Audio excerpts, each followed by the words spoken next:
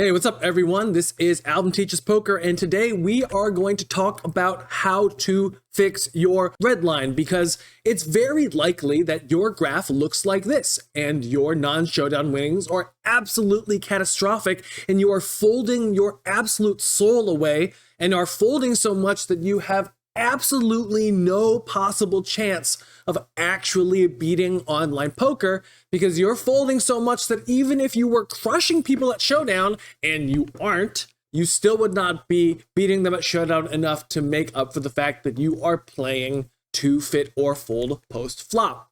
So first, in order to fix your red line, let's talk about this from a macro philosophy level. You need to win the most percentage of hands, and you need to play the most hands possible without spewing. So every time that you play a pot against your opponent, you're probably going to win about 50% of the time. The critical thing is to actually increase that percentage to 52%, 53%, 54%. And as your one money when soft flop statistic goes up, you'll see that your red line is going to increase. In addition to winning the highest percentage of pots, you need to play and get in there as often as possible. This is what general population stats look like of these losing players, who you can see are losing 11 big blinds per 100. If we look at how often these players are raising first, it's not enough. From the cutoff, you probably should be raising closer to 29% of the time. That extra 4% is probably night and day to your win rate, because 4% more in terms of absolute hands is like 16% more relative to what you are opening. On the button, instead of opening 36%, you probably should be opening 42, 45%. Could you imagine if you were raising 9% more? That's 25% more often on the button. Additionally, you can see that when players are calling open raises, they're doing that all the time. And calling open raises is something I absolutely hate to do, and time over time I have dissuaded people from doing that on this channel. Here we can see how often do players win when they see the flop, and we can see that this is only 46%. I looked into my own database, mine is 52%.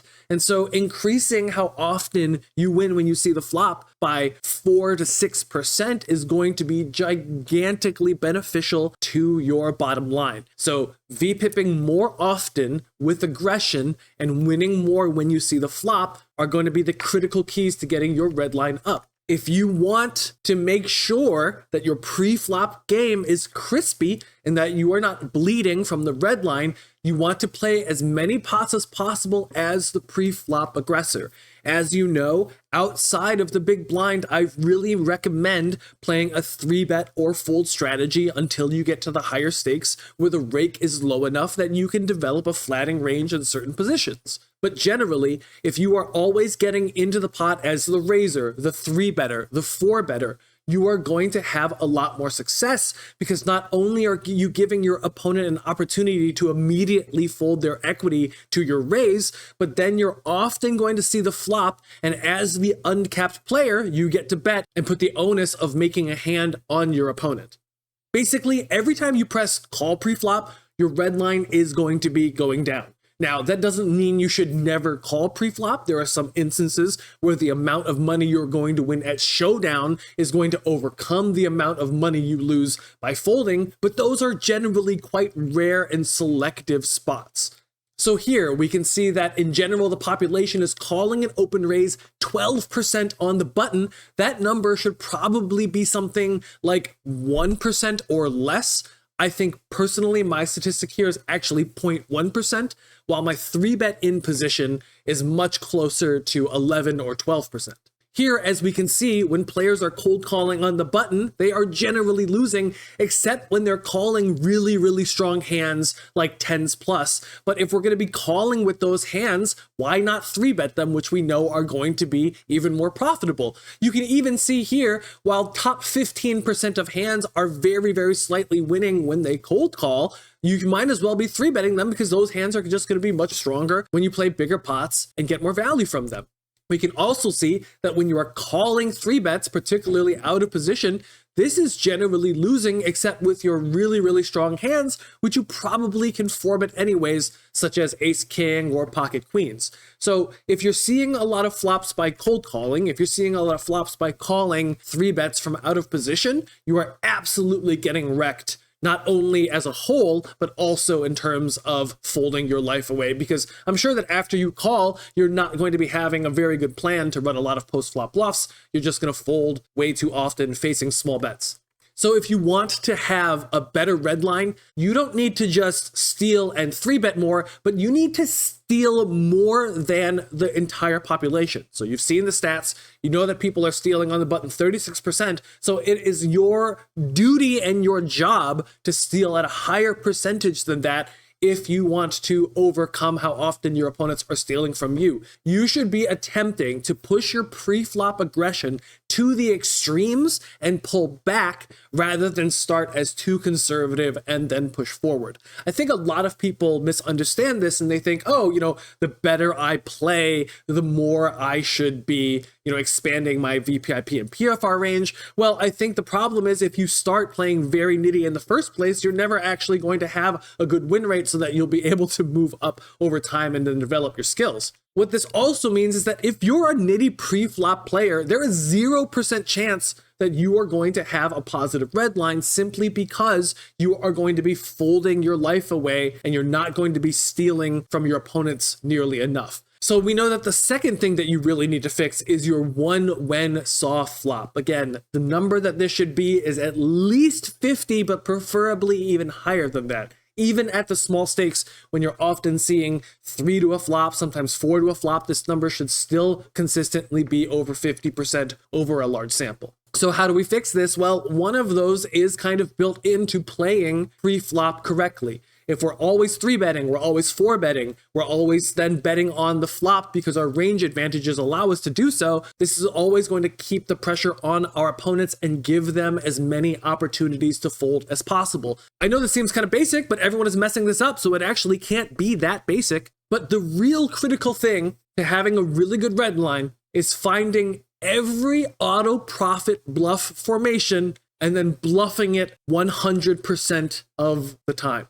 When we talk about players taking exploitative strategies, exploring mass database analysis, this is what they mean. They're basically comparing a bunch of bet sizes in a bunch of positions in poker and seeing, do players overfold for X or Y size? And if they do, every time that they have a bluff, they can put it into that sizing and automatically make money.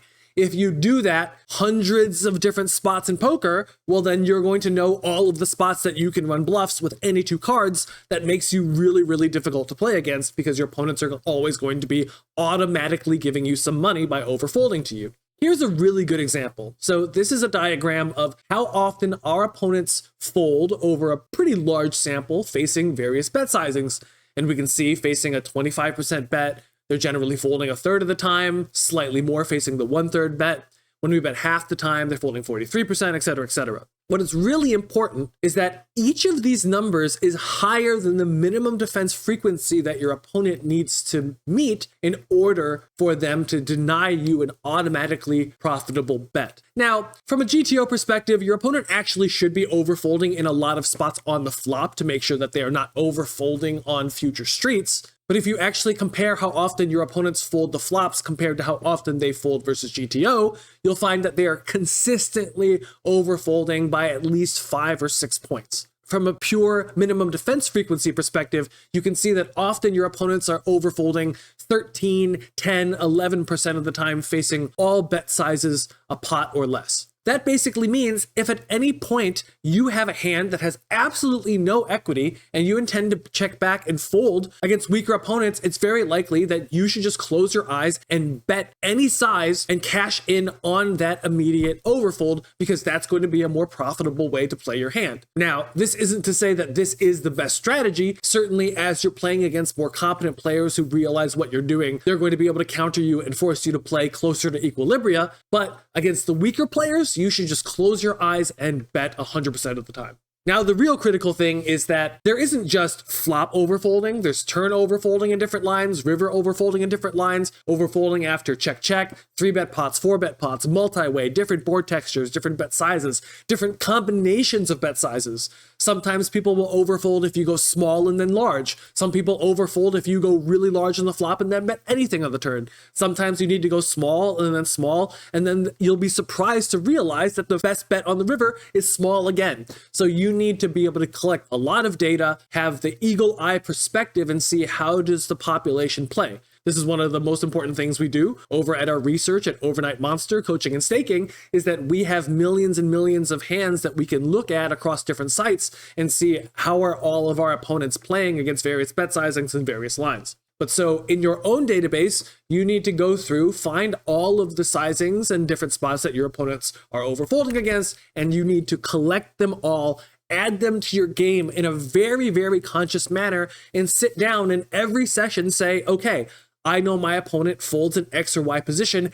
Every time it comes up, no matter what hand I have, I'm going to bluff if I have no showdown equity. Once you start doing that, you'll realize that your red line is starting to soar. And even though you're going to be getting caught in a lot more bluffs, you're going to be losing a lot more pots, you'll realize as a whole, your profits are going to be rising. Okay, so let me give you a little bit of bonus technology, show you a sizing that players are not using enough that I think is really good. This is what happens when we are in the big blind, we defend against an in-position raiser, we check call the flop, the turn goes check check, and we bet 1/10 of the pot, or we min bet the river to a very, very small amount. How does our opponent react? At the very top line, you can see FCR, and it's 22, 51, 27. So they're folding 22% of the time. But if you bet 10% on the river, your opponent needs to be defending close to 90% of the time to deny you an auto profit bluff. So as you can see in the upper right-hand corner where it says weak, if you just close your eyes and bet 1/10 of the pot on the river, this is actually going to be a profitable bluff. So just keep in mind, this is a bluff that is going to lose 80% of the time, but because it is so cheap, you can run this play infinite times and just absolutely print money. Hope this has been really useful. If you want some more information on coaching, getting staked, cash game courses, freestyle raps, come check us out at overnightmonster.com. Peace out.